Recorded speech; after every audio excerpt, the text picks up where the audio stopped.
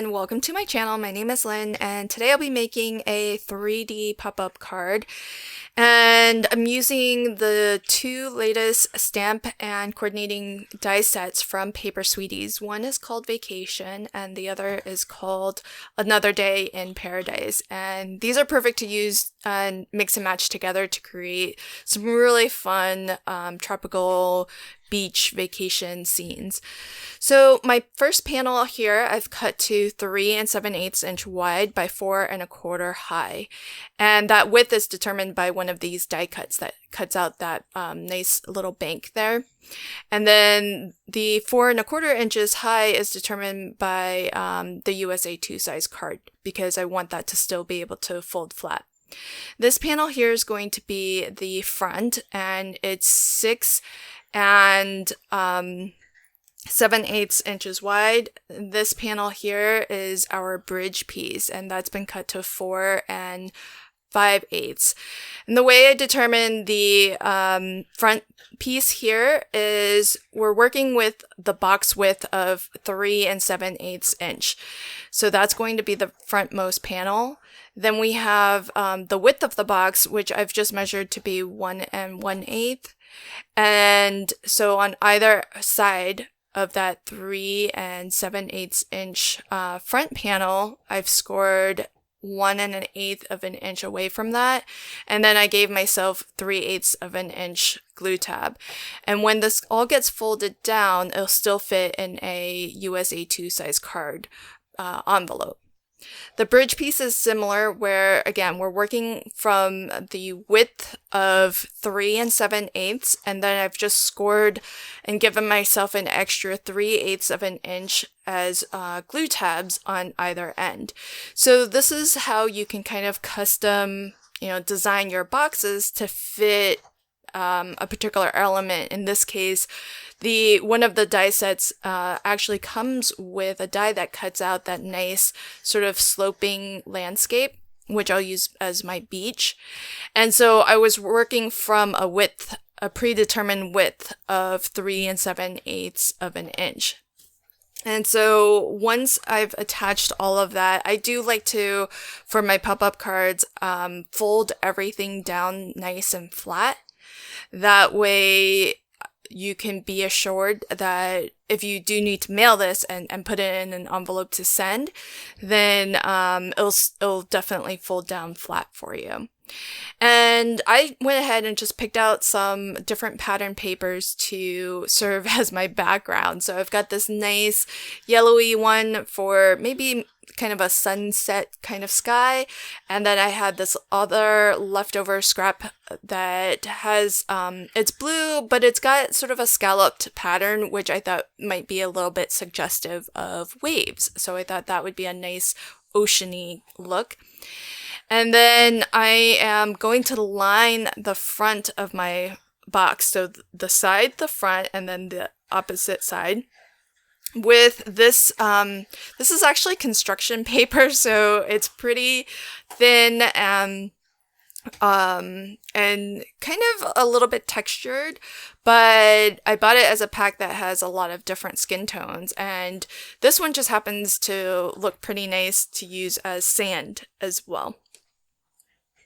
I also die cut 2 of these sort of little landscape pieces, and you can see, because we've designed our pop-up box to perfectly match the width of this snow or sandbank as I'm using it, I'm going to be able to place that onto the front of the box and onto that bridge piece that we added. And the bridge piece is going to allow me to kind of create some different layers or different scenes and give that effect of some things looking further in the distance, and that gives your card a lot more sort of dimension and interest. So as you kind of turn and look at it from different angles, you'll see different parts of the scene kind of reveal themselves.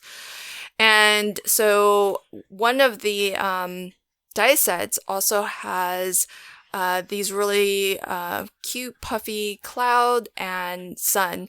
Now, the die itself does coordinate with the stamped image, so you could stamp and then die cut, but I found that using the dies on their own looks great too. And that's the same for this sort of landscape piece here. You could stamp and then use this die, the coordinating die, to cut it out, or you could just use the die by itself. And I think it looks just fine on its own. So it's great that they can be used either way. And because the construction paper that I'm using, it is a little bit on the thinner side, I did line it with a 65-pound weight cardstock that gives it a little bit more sturdiness.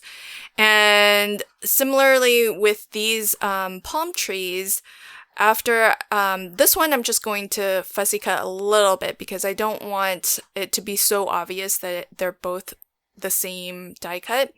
So I want to maybe just trim off and use one of the trees, and that gives it the effect of having it look a little bit different from the full tree, the full die cut. And with these palm trees, I did also double them up in terms of layering 2 die cuts, one that's been colored and one that's just been die cut out of white. And that way, when they stand up, they're a little bit stronger.